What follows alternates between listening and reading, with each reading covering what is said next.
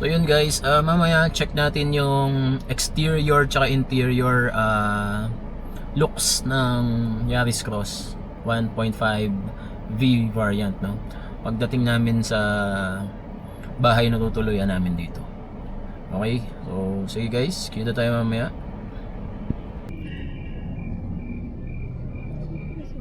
And guys, papunta na kami dun sa tutuluyan namin dito sa Baguio.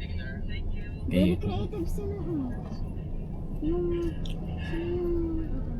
Sobrang traffic dito sa may John Hay palabas.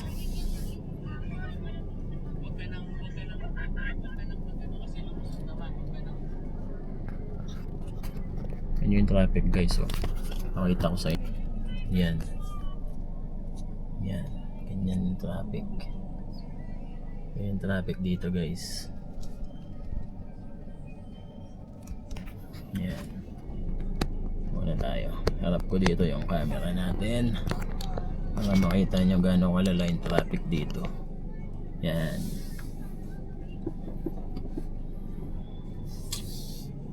Grabe yung mga umakyat ngayon. Sobrang dami. Long weekend kasi. Basta guys, so ayan, dito na kami sa bahay kung saan kami tutuloy dito sa Baguio, no? Habang dito kami sa Baguio. Tapos sige guys, kaya nang sinabi ko kanina, so ano natin, check natin yung loob ng Yaris Cross, no? So pakita ko lang sa inyo guys yung interior details ng Yaris Cross, no? Para dun sa mga nagbabalak bumili or hahanap ng sasakyan, no? Baka masama ito sa mga pagpipilian nyo. So pakita ko lang sa inyo sa yung loob guys, no? Ikot ko lang yung camera. Okay. So ganito yung itsura niya guys sa interior. Ayan, steering wheel. Ano yan guys, naka leather wrap na yan, no? So meron siyang cruise control, lane keep assist. Yan, meron din siyang blind spot monitoring. Okay.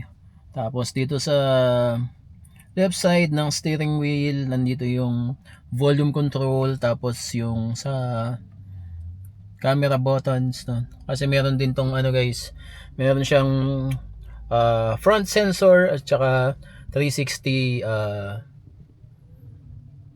camera. Ayan. So tapos dito sa driver side, dito yung mga controls ng window. Ayan.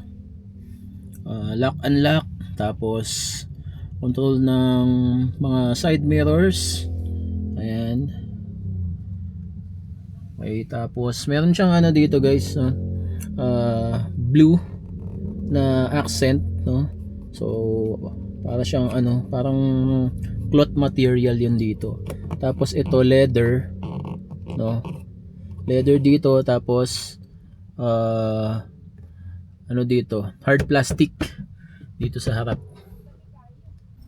Yan. Tapos sa infotainment naman guys, dito yung monitor niya. Ayan. So siguro nasa 10-inch monitor. Tapos ito yung aircon vents niya sa gitna. So single zone climate control. Okay. Tapos meron din siyang wireless charging. Tapos yung push button niya guys nandito. Ayan. Tapos electronic parking brake na rin siya with auto hold. Tapos may dalawang cup holders dito sa gitna. Okay. Tapos ganun din sa passenger side. Yan. May may blue accent din siya dito. Ayan. Sa dashboard, ito yung compartment sa harap. Okay. Tapos ayan, bali maganda pala dito guys, no, black na yung sa ano niya, no, yung sa taas niya. So hindi siya prone dun sa dumi, hindi makikita. Not unlike yung sa kapag white kasi yung dito sa taas, madaling magkamantsa, no? Or halata yung dumi sa katagalan. Ganun yung magiging problem. Tapos guys, ang isa pang maganda dito, no, sa unit na Yaris Cross na variant na to, 1.5V variant. Mayroon na siyang kasamang ayan, dashcam, no? So at least kapag ano guys, importante ngayon yan, no, yung meron dashcam yung sasakyan para if ever uh, sa accident yan, ma-record natin yung nangyari. Okay? Yan guys. So tapos yan dito sa ano shift knob niya, yan meron siyang sport and manual mode. Okay? Tapos mapapansin nyo guys dito sa steering meron siyang ayan, paddle shifters. Okay? Plus minus. Okay, tapos ano na rin yan, rain sensing automatic yung kanyang wiper. Okay? And yung headlight niya, yan, pwede rin siya naka-auto. Okay? Tapos dito sa side, andyan yung yan, parking sensors. Yan. Tapos ano na rin to guys, power seats sa driver side. Sa driver side lang kasi alam ko dito sa passenger, ayan, hindi siya. So manual siya guys. Sige guys, lipat tayo dito sa second row seats, no? Okay guys, so nandito ako ngayon sa second row seat. Ayan. Okay, so nandito yung switch niya sa ilaw. Okay. So leather seats na pala to guys, ha. Kasi ano na to, V variant. Alam ko yung G variant nito, hindi pa siya naka leather seats. Okay. Tapos may mga pocket siya dito. Ayan. Tapos yung aircon vents niya sa likod, ayan. Okay. Ayan. Tapos may design siya dito guys. Ayan, oh. Tapos bottle holders dito sa baba. Ayan, Isofix. Okay, so ayan. So maluwag naman yung legroom niya. Ayan, so yung height ko nga pala is 5'8", no? So yung legroom niya maluwag pa guys, oh. Ganyan yung space ng legroom. Ayan, tapos sa headroom malaki din. Ayan. Ganyan yung space niya. Okay? So tapos sa seats naman, ayan, meron siyang cup holders. Ayan, dito sa gitna. Ayan. Okay. Ayan, tapos pakita ko na lang din yung ayan, dito sa likod. Ayan. So maganda naman yung interior niya, no? Itong Yaris Cross. Lalo na kasi itong unit na to is V variant na. So expected talaga na ano, na maganda yung interior nito, no? Ayan. Tapos ano pa ba? Mamaya guys, ikutan natin yung sa exterior naman. Check natin yung exterior na to. Yung unit nga pala na to is color pearl white, no? So umuulan lang kasi ngayon guys dito. So di natin makikutan yung sa labas para sana makita din ninyo. Okay. So tapos sabihin na rin natin yung pricing nito guys. So alam ko nasa 1.3 million, no? So depende na lang din kung anong color option yung kukunin ninyo, pero nasa 1,308,000 yata yung SRP nitong Toyota Yaris Cross 1.5V variant. Okay, yan guys, ikutan lang natin sa harap niya.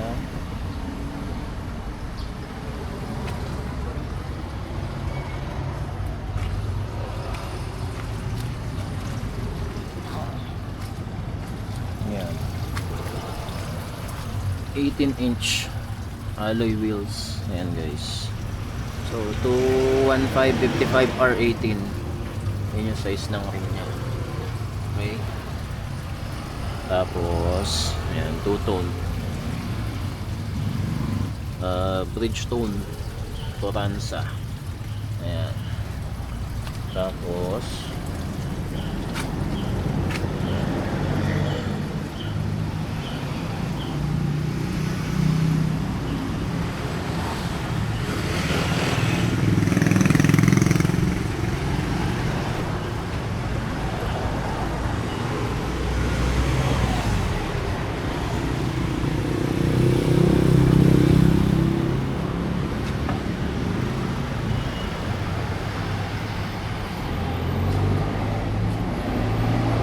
dito sa harap guys, meron siyang parking sensors tsaka fog lights. Ayan. Tapos dito yung camera sa harap para sa 360.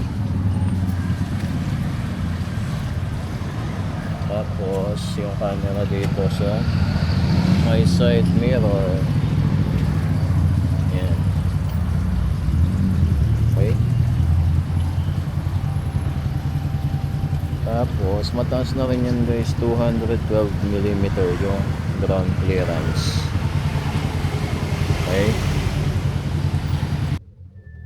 So para sa mga naghahanap ng first car nila or gusto nila ng gantong style ng sasakyan, no, para magkaroon kayo ng idea guys, I suggest punta kayo sa mga dealer, no, pinakamalapit sa inyo, and mag-book kayo ng test drive sa kanila para makita nyo rin ng personal, no.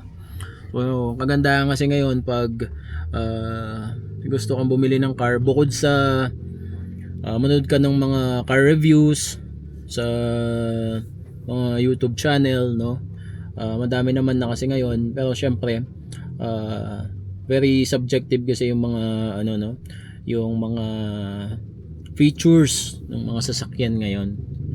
So maaaring yung